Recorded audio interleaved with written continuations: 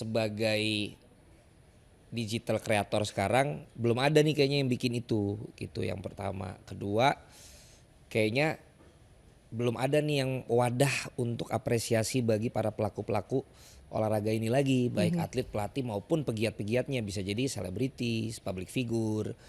Nah, itu yang kita pengen kumpulin mereka, jadikan mereka dalam satu acara ini.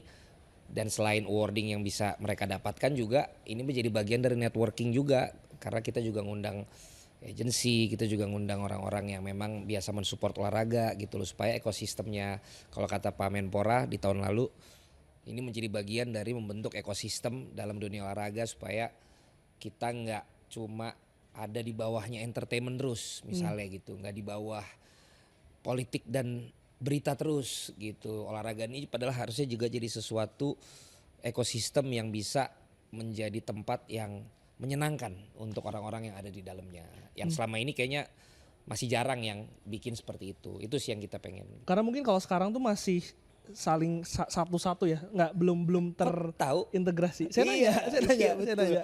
Kalau teman-teman entertainment tuh suka collab, mereka suka kolaborasi. Yang satu konten di sana, satu konten di sini, akhirnya saling algoritmanya berjalan gitu, industrinya berjalan. Kadang-kadang mereka ngegoreng harga mobil, ya kan, ngegoreng koleksi sepatu misalnya, itu bisa mereka lakukan. Nah, olahraga nih masih yang kayak Glenn bilang tadi, masih sendiri-sendiri. Jadi kadang-kadang kita mau naikin bareng-bareng tuh agak berat. Nah, karena sekarang konten kreator olahraga dan selebritis pegiat olahraga dan prestasi para olahragawan kita lagi oke, apa ya kira-kira ya? Kita bikin wording Kalau aja. nanti ekosistem itu sudah berjalan, Iya. Bung Valen, Ya, apa sih sebetulnya manfaatnya untuk atlet, untuk penonton, untuk masyarakat itu sebetulnya apa sih? yang jelas kalau kita ekosistemnya udah kuat, berarti akan semakin banyak beragam apapun yang berhubungan dengan olahraga. Karena kita di sini juga ada penghargaan untuk promotor. Berarti akan makin banyak event-event olahraga yang dibuat. Kita ada penghargaan untuk agent atau manajer-manajer olahraga.